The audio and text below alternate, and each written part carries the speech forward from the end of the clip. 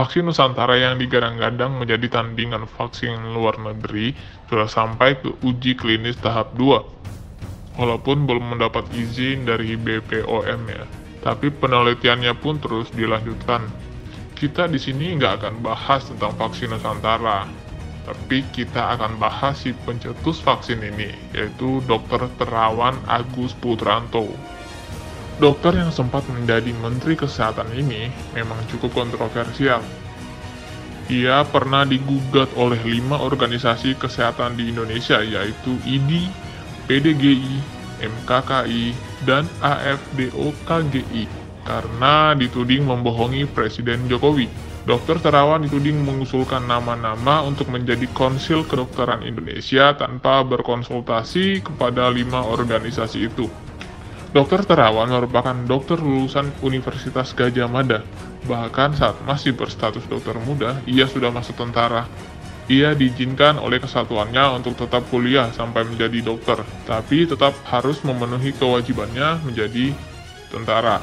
Dikutip dari tulisan Dahlan Iskan, Terawan masuk tentara sebelum jadi dokter, karena ayahnya yang guru tidak mampu membiayai dirinya menjadi dokter. Dengan pangkat pertamanya, Letnan II, Terawan tidak membebani orang tuanya lagi.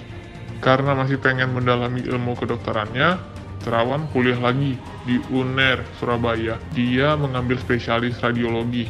Dia ngerasa ilmu radiologi di Indonesia belum banyak berkembang. Dia pun memperdalam radiologi intervensi. Terawan lulus di usia 40 tahun. Namun dia belum juga puas. Terawan kembali menempuh program doktor di Universitas Hasanuddin Makassar dan lulus tahun 2013. Di dalam dunia medis, Terawan terbilang memang orang yang cerdas. Bahkan Ibu Siti Fadila pun mengakuinya. Terawan menemukan satu metode untuk penderita stroke. Metode ini disebut brain flushing.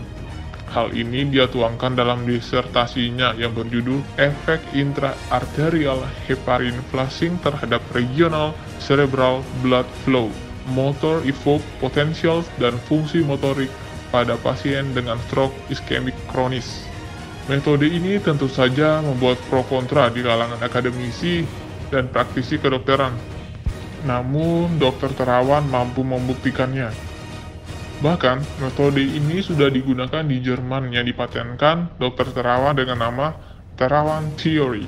Menurut Terawan, pasien bisa sembuh 4-5 jam pasca operasi. Walau telah teruji secara akademis, namun metode Terawan ini menurut IDI belum teruji secara klinis, yang akhirnya dianggap melanggar kode etik yang berujung dipecatnya Dr. Terawan dari Majelis Kehormatan Etik Kedokteran, walaupun bersifat sementara. Alasannya karena itu tidak ada ilmu kedokteran, itu bertentangan, melanggar kode etik, dan harus dilarang. Meski begitu, Terawan mengakui sudah menjalankan metode ini sejak tahun 2005 dan sudah menangani sebanyak 40.000 pasien. Beberapa tokoh besar yang pernah jadi pasien Terawan adalah Prabowo Subianto, Abu Rizal Bakri, almarhum Ani Yudhoyono, dan Mahfud MD. Terawan tetap melanjutkan metodenya itu di RSPAD Gatot Subroto. Dia pernah diangkat menjadi kepala RSPAD Gatot Subroto ini pada tahun 2015. Tentu yang membuat Terawan bisa terus melanjutkan metodenya ini adalah peran atasannya. Pimpinan militer Terawan saat itu berani mengambil resiko karena memang jelas metode dari Dr. Terawan itu terbukti berhasil menyembuhkan banyak orang.